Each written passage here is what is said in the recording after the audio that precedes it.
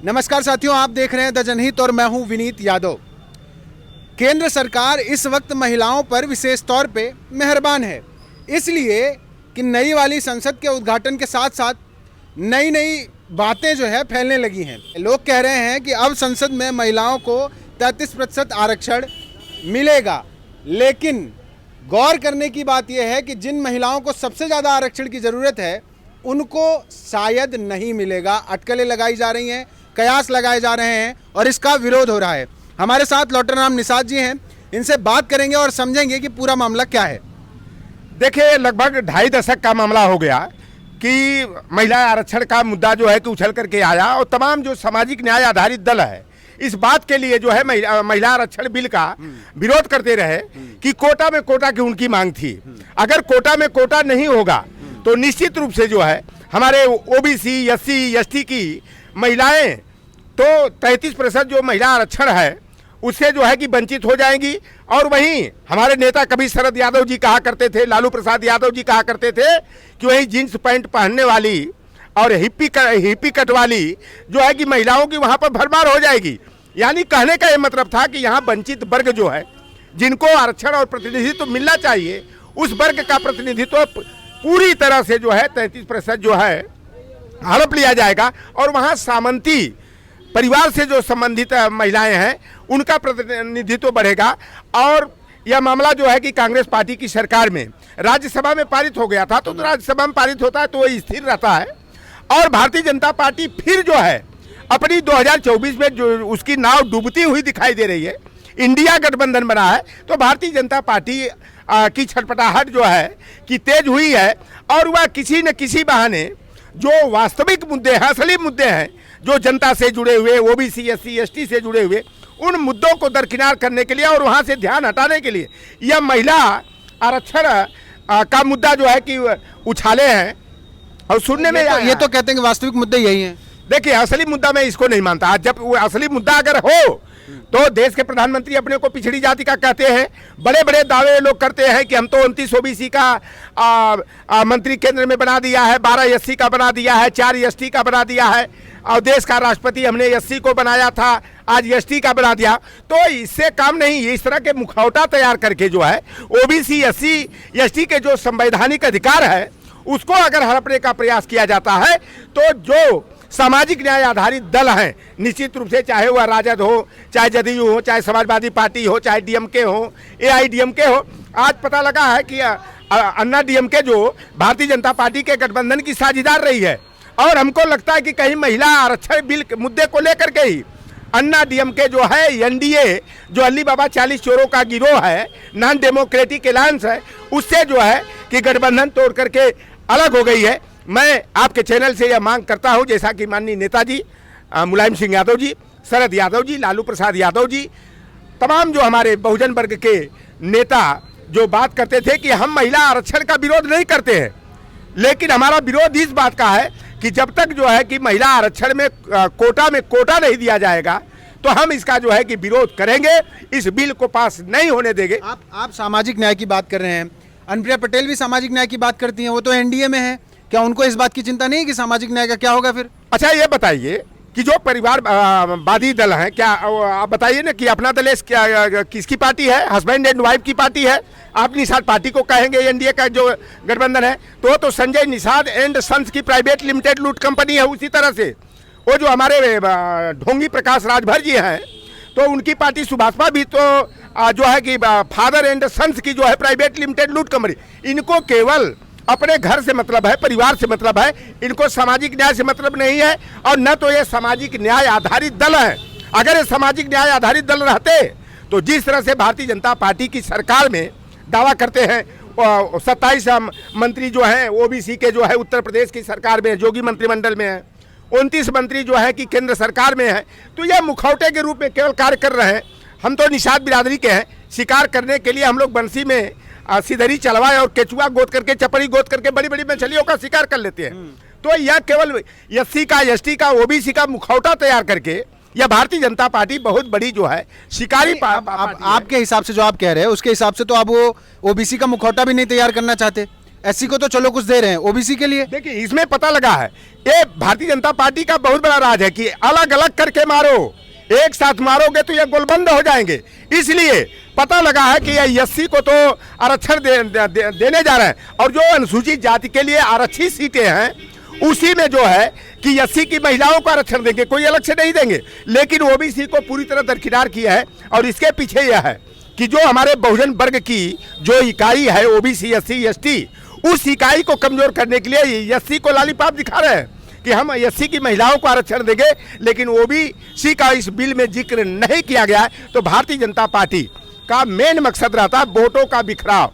अब वोटों का बिखराव जब होता है तो भारतीय जनता पार्टी जो है कि मजबूती से आगे बढ़ती है, और वही प्रयास जो है इस महिला आरक्षण बिल के मुद्दे पर भी लेकर के एससी और ओबीसी जो मजबूत स्तंभ है जाति समीकरण में, उनके अंदर बिलगाव पैदा करके इनकी ताकत को कमजोर करने का इनका मकसद है, न कि सामाजिक न्याय का मकसद है।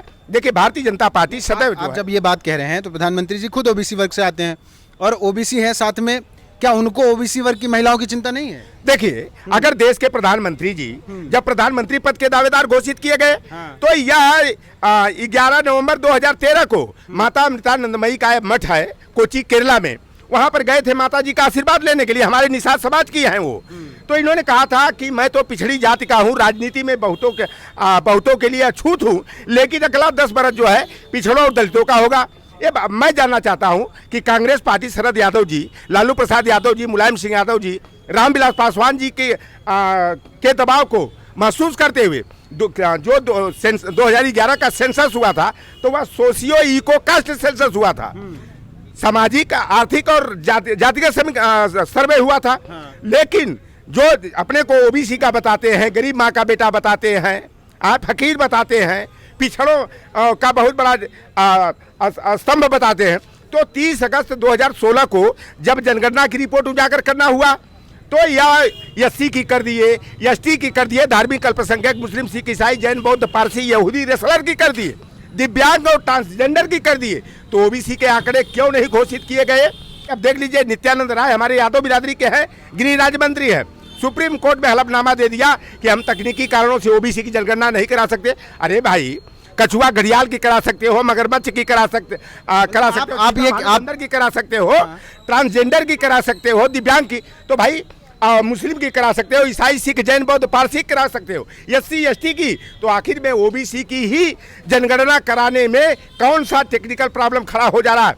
मान लीजिए अगर ये लोग जो महिला आरक्षण है वो बिना ओबीसी आरक्षण के लागू कर देते हैं, फिर क्या करेंगे आप? देखिए इसका तो पुरजोर विरोध किया जाएगा। यह महिला आरक्षण के नाम पर जो सवर्णवाद और सामंतवाद को कायम करना चाहते हैं, मनुस्मृति के विधान को मजबूत करना चाहते हैं, उस विधान को अब बहुजन वर्ग के लोग जो है कि बर्दाश्त नहीं करेंगे। 2024 का चुनाव है ना, ये लाख कवायद कर ले, जिस तरह से बहुजन का हक छीना जा रहा, संवैधानिक व्यवस्था के तहत जो आरक्षण कोटा मिला हुआ, किस तरह हकबारी कर रही है आप नहीं देख रहे हैं? अभी बाबा साहेब भीमराव अंबेडकर विश्वविद्यालय में जो है पीएचडी प्रोग्राम के लिए 403 सीटें आई थी। हमारा केंद्रीय आरक्षण नियमावली के तहत 27%, एससी को 15% और एसटी को जो है 7.5% और ईडब्ल्यूएस को 10%। ईडब्ल्यूएस का कोटा दे सकते हो तो ओबीसी का कोटा 0 बटा सन्नाटा क्यों? 109 सीट का हमारा कोटा होता है, उसकी हकबारी अभी 11 तारीख का फिर विज्ञापन आया है कुछ विषय के पीएचडी के लिए बाबा साहेब भीमराव अंबेडकर यूनिवर्सिटी, वहाँ भी वही हाल, ओबीसी का कोटा शून्य कर दिया गया। 170 करोड़ रुपया ओबीसी फंड से केंद्रीय विश्वविद्यालय बीएचयू में आया है छात्रावासों के निर्माण के लिए। अगर एक कमरा 2 लाख का बनता है तो 8,500 जो है छात्रावास के कमरे बन जाते। लेकिन आज देश के प्रधानमंत्री नरेंद्र मोदी जी पिछड़ी जाति के माँ छाती पीट पीट करके पिछड़ी जाति का बताते हुए आघाते नहीं हैं। धर्मेंद्र प्रधान वो खंडायत कुर्मी बिरादरी के हैं, शिक्षा मंत्री हैं, और आज ओबीसी का उच्च शिक्षण संस्थानों में, केंद्रीय संस्थानों में इस तरह से हकमारी हो रही है, उनके साथ दोयम दर्जे का सौतेला व्यवहार हो रहा है। और यह कैसे पिछड़े हैं? अनुप्रिया पटेल की बोलती अब काहे बंद है? अभी तो निकला था ग्राम पंचायत अधिकारी का 1468 पद, 27% के हिसाब से ओबीसी को 396 सीट मिलना चाहिए, मिला 138।